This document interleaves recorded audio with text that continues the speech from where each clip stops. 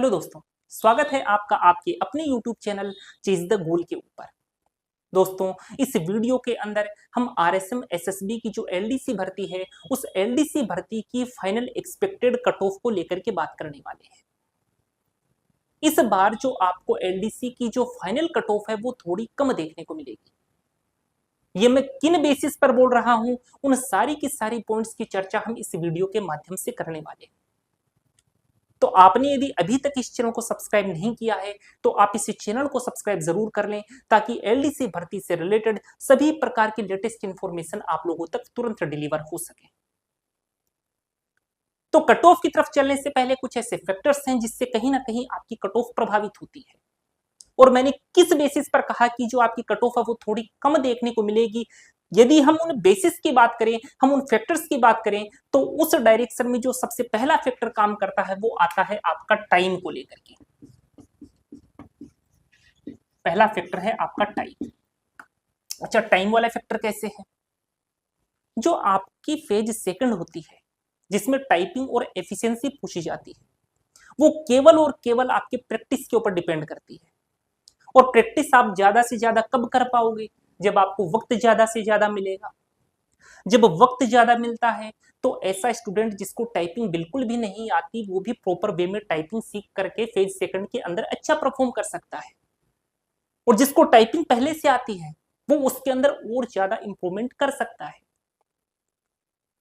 तो 2018 के अंदर जो फेज सेकंड हुआ था, उसके अंदर जो वक्त मिला था फेज सेकंड की तैयारी के लिए वो काफी ज्यादा अच्छा खासा था। तो उस दौरान काफी सारे कैंडिडेट ऐसे थे जिनको टाइपिंग नहीं आती थी, तो भी उन्होंने टाइपिंग बहुत अच्छी तरीके से तैयार कर ली थी। वक्त ज्यादा मिला, कैंडिडेट्स ने प्रैक्टिस अच्छी की, और प्रैक्टिस अच्छी होती है तो फेज सेकंड के अंदर स्कोर अच्छा होता है, और स्कोर अच्छा होगा तो निश्चित तौर पर जो फाइनल कट ऑफ है वो थोड़ी ज्यादा देखने को मिलती है। इस बार वक्त कम मिला, प्रैक्टिस कम हुई, इसके साथ ही साथ एक एक्सेल वाला पोर्शन भी आपके इस एफिशिएंसी के अंदर इंक्लूड किया गया, और उसकी इंफॉर्मेशन एग्जाम से महज 1 महीने पहले बताई गई। तो एक तो वक्त कम, इसके अलावा कुछ एक्स्ट्रा टॉपिक एग्जाम के टाइम पर इंक्लूड किए गए। तो ये जो पॉइंट आपका टाइम वाला, ये कहीं ना कहीं साफ इंडिकेशन देता है कि जो आपकी जो फाइनल कट ऑफ है वो थोड़ी कम जाएगी। इसके साथ ही साथ कैंडिडेट्स के सेंटर्स के ऊपर कुछ प्रॉब्लम्स भी उन्होंने प्रॉब्लम्स का भी सामना किया। किस प्रकार की प्रॉब्लम्स थी? जैसे आपका सिस्टम बार बार हैंग कर रहा था, माउस ठीक से काम नहीं कर रहा था, एक्सेल के आंसर्स के सबमिशन के दौरान कैंडिडेट्स की प्रॉब्लम आ रही थी, कर्सर राउंड शेप में एक ही क्वेश्चन के ऊपर बार बार घूमता चला जा रहा था, जिसके कारण जो अगले क्वेश्चंस हैं उनको करने के दौरान वक्त कम मिला। तो ये सारी की सारी प्रॉब्लम्स जो हैं वो स्टूडेंट्स ने सेंटर्स के ऊपर फेस की हैं। इसके साथ ही साथ काफी सारे कैंडिडेट ऐसे भी हैं जिन्होंने केवल घर पर ही टाइपिंग की है। जबकि मैंने जितने भी एलडीसी भर्ती के वीडियो बनाए हैं, उसमें मैंने हर बार ये चीज कही थी कि आपको टाइपिंग घर पर तो करनी ही है, इसके साथ ही साथ आपको कंप्यूटर सेंटर के ऊपर जाकर के भी टाइपिंग करनी है, ताकि आप एग्जाम का प्रेशर झेल सको। जिन्होंने घर पर टाइपिंग की है उनका निश्चित तौर पर जो फेज सेकंड है वो बिगड़ा है। तो ये जो पहला फैक्टर है वो आता है आपका टाइम वाला। यदि हम जो सेकंड फैक्टर है उसकी बात करें तो वो आता है आपका टाइपिंग का लेवल। इस बार जो आपकी टाइपिंग पूछी गई थी वो भी कहीं ना कहीं थोड़ी टफ पूछी गई थी। तो 2 फैक्टर हो गए, एक तो आपका टाइम वाला फैक्टर, एक आपका टाइपिंग वाला फैक्टर। यदि हम आपके फेज सेकंड के अंदर अटेंडेंस की बात करें तो तकरीबन आप ये मान लो कि 13,000 कैंडिडेट को फेज सेकंड के लिए क्वालिफाई किया गया था, और 72% यहां पर अटेंडेंस देखने को मिली। तो 13,000 का जब आप 72% कैलकुलेट करोगे तो ये अपने पास आ जाएगा 9,360। यानी कि 9,360 उन कैंडिडेट्स की संख्या है जिन्होंने इस टाइपिंग और एफिशिएंसी के एग्जाम को दिया। लेकिन इन 9,360 के अंदर वो कैंडिडेट्स भी हैं जिन्होंने टाइपिंग और एफिशिएंसी की तैयारी रिजल्ट आ जाने के बाद में शुरू की। तो जब एक तो वक्त कम मिला है, एक आप तैयारी भी रिजल्ट आने के बाद में शुरू कर रहे हो, तो आप अच्छा स्कोर कैसे कर पाओगे उन स्टूडेंट्स की तुलना में जो शुरू से टाइपिंग और एफिशिएंसी की तैयारी कर रहे हैं। तो दोस्तों हमने टाइम को लेकर के बात कर ली, टाइपिंग लेवल को लेकर के बात की, इसके अलावा अटेंडेंस को लेकर के बात कर ली।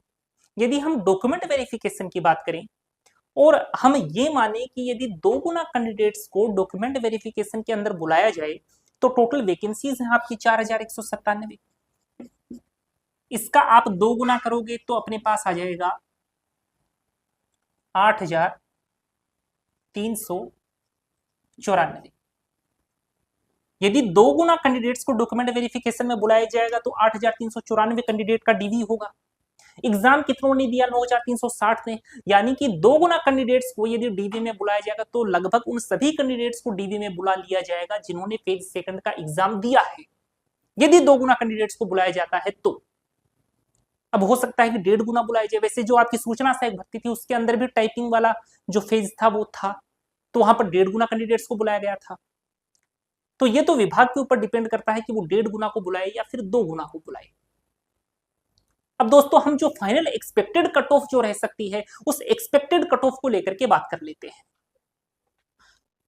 तो सबसे पहले हम यहां पर बात करेंगे जनरल कैटेगरी को लेकर के। इधर हम मेल कैंडिडेट्स की बात करेंगे और इधर फीमेल कैंडिडेट्स की बात करेंगे। तो मेल कैंडिडेट्स यदि आप हैं और आपके यदि नंबर 228 से 232 नंबर तक बन रहे हैं तो आप अपने आप को सेफ मान सकते हैं। ऐसे ही यदि हम फीमेल कैंडिडेट्स की बात करें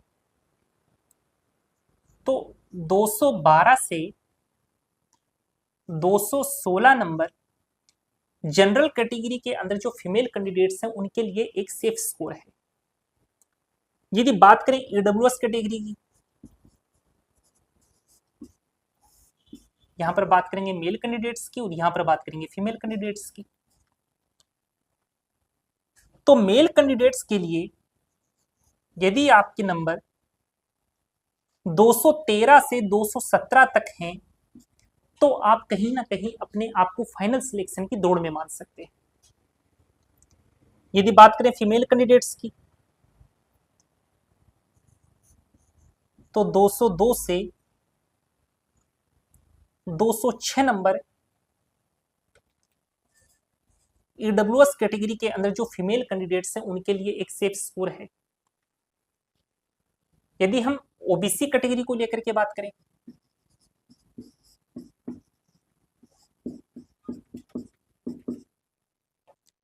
तो ओबीसी कैटेगरी के अंदर जो मेल कैंडिडेट्स हैं उनके लिए जो एक सेफ स्कोर हो सकता है वो रहेगा आपका 218 से 222 नंबर,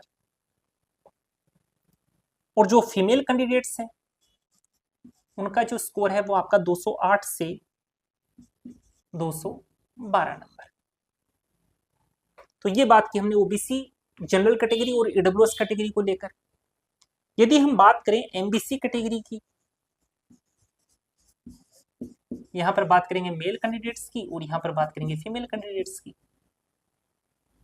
तो एमबीसी कैटेगरी के अंदर जो मेल कैंडिडेट्स हैं उनके लिए फाइनल सिलेक्शन के लिए जो एक सेफ स्कोर हो सकता है वो है आपका 205 से 208 नंबर,